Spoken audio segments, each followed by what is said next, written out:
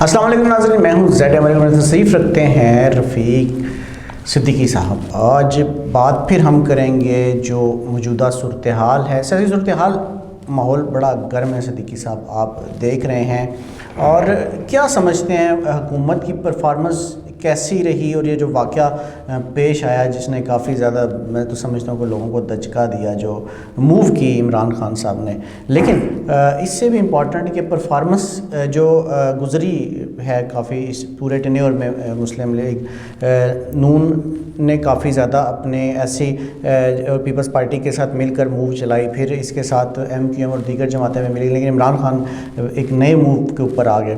ان ساری چیزوں سے قطع نظر میں یہ جاننا چاہتا ہوں کہ کیا پچھلے 4 سال میں جو تحریک انصاف ہے اس کی پرفارمنس ایسی تھی کہ وہ آگے دوبارہ حکومت میں آ سکتی ہے؟ السلام علیکم ملک صاحب، میں بدقسمتی کی بات ہے کہ آپ کو کیا بتاؤں کہ یہ جو حکومت اپنے راگ الاپ رہی ہے کہ ہم 4 سال کے دوران یا 3.5 سال ہو گئے اس حکومت کو، انہوں نے جو کارکردگی یہ ہے اس کو نہیں دیکھتے، یہ بیرونی سازش کا نتیجہ اپنی حکومت کا خاتمہ کہتے ہیں۔ آپ یہ دیکھیں کہ انہوں نے پاکستان میں حکومت قدم رکھنے سے پہلے انہوں نے احتساب کا نعرہ لگایا، پھر انہوں نے کہا کہ ہم 1 کروڑ نوکریاں دیں گے، پھر انہوں نے کہا 50 لاکھ گھر بھی دیں گے، اور 3.5 سال کے دوران انہوں نے کسی ایک نعرے کو بھی پایا تکمیل تک نہیں پہنچایا، اور نہ ہی کسی کی لوٹی ہوئی رقم انہوں نے واپس کرائی ہے، بلکہ اربوں روپئے کے کرپشن کے نئے داستانیں ان کی سامنے آ رہی ہیں، ظاہر ہو رہی ہیں۔ ان کے وزراء، ان کے معاونین نے لاکھوں نہیں بلکہ اربوں روپئے کی کرپشن کی ہے، جس کی داستانیں سامنے آ رہی ہیں، اب آپ کو ساری ڈیٹیل کے ساتھ سامنے آئے گی۔ اور اس طرح انہوں نے غریب لوگوں کو ریلیف دینے کے بجائے کروڑوں لوگوں کو بے روزگار کر دیا، نہ انہوں نے روزگار کے حوالے سے کوئی پیش رفت کی ہے، اور نہ ہی کسی قسم کا کوئی نیا پلان بنایا۔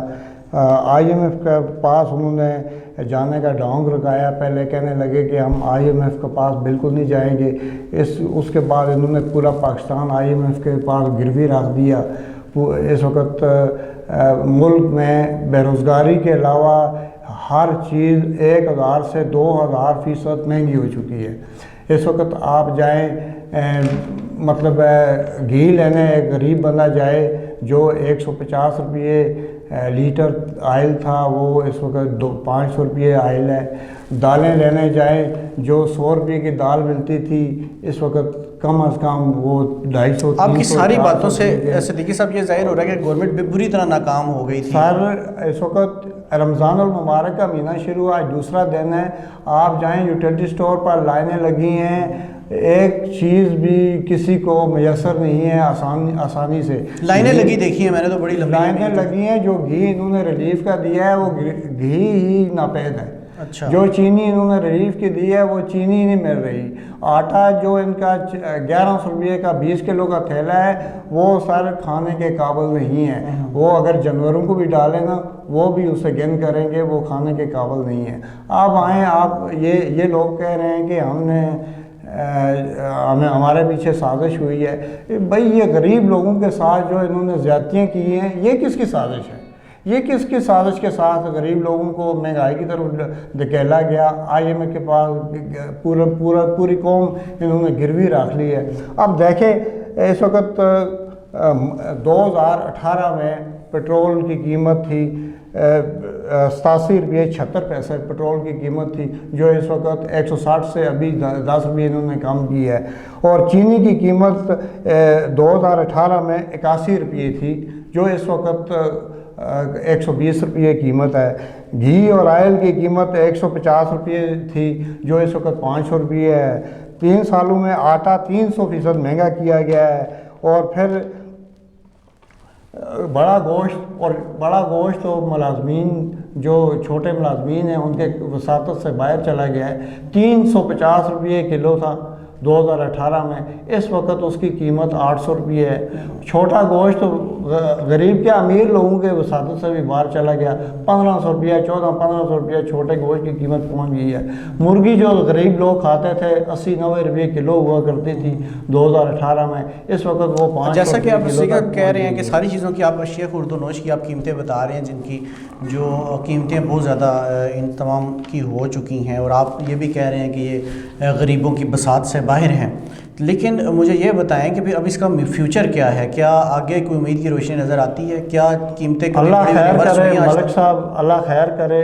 اگر انہوں نے یہ عمران خان نے اپنے پاؤں پر ایک کلاڑی ماری ہے، انہوں نے یہ جو اسمبلی کا نیا شوشہ، نیا ایشو ہے، شیطانی کے طرز پر انہوں نے ایک نئی شک ڈال کر اپنے آپ کو بچانے کے لیے، انہیں پتہ تھا کہ ہم یوں ہی حکومت سے جائیں گے ہمارے لیے اڈیالہ جیل ہے، یہ اپنے چند دوستوں کو بگانے کے چکر میں یہ سارے کھیل کھیلے جا رہے ہیں۔ اور یہ کس کے کہنے پر کھیلے جا رہے ہیں، یہ بھی آج سپریم کورٹ پٹیشن دائر کی ہوئی ہے، وہ سامنے آ جائے گا کہ انہوں نے یہ کیا کھیل کھیلا۔ اب دیکھیں ایک پلان کے تحت اسمبلی میں اسپیکر صاحب آتے ہیں اور وہ حکومت کے وزیر قانون کو کھڑا کرتے ہیں، وہ لکھی ہوئی پرچی کو بالکل 1 منٹ میں پورے تقریباً 1 صفحے کی پرچی کو 1 منٹ میں ختم کرتے ہیں، اور اسپیکر صاحب اس پہ رولنگ دیتے ہیں، ایسے دیتے ہیں جیسے ان کے پیچھے ڈنڈا پلان کے تحت یہ سب کچھ غیر قانونی، اس طرح آئین کو 1973 کے آئین کو اس طرح پامال کیا جیسے کہ یہ باعث آپ کا خیال ہے کہ سپریم کورٹ بھی اس کو بالکل غیر آئینی غیر قانونی قرار دے دے گی؟ میرے خیال میں کیونکہ آپ کا تو فیصلہ آ گیا، آپ نے تو سنا دیا فیصلہ۔ سپریم کورٹ جو بھی ہوگا انشاءاللہ تعالیٰ، امید ہے پوری قوم 22 کروڑ عوام کو امید لگی ہوئی ہے سپریم کورٹ پر کہ وہ بالکل انصاف پر مبنی فیصلہ دے گی، کیونکہ یہ ہے ہر بچے کو سمجھ آتی ہے کہ یہ آئین کے ساتھ کھلواڑ ہوا ہے۔ نہیں، صدیقی صاحب کے جو آج جتنی بھی انہوں نے گفتگو کی ہے اس کے مطابق اشیاء خرد و نوش کی قیمتیں جو تھی وہ بہت زیادہ بڑھ چکی ہیں، اور غریب عوام کی بساط سے تو بالکل باہر ہیں، بلکہ متوسط طبقہ کا بھی اس حوالے سے بڑا پریشان نظر آ رہا ہے، اور سیاسی حالات بھی ہمارے جو ہے وہ غیر یقینی کا شکار ہو چکے ہیں۔ آگے کیا ہوگا اس والے سے ہم پھر ایک پروگرام کریں گے، اور تب تک انشاءاللہ سپریم کورٹ کا فیصلہ بھی آ چکا ہوگا، اس کے اوپر بھی ہماری بات ہوگی۔ تب تک ریزلٹ سے اللہ حافظ۔ مہربانی۔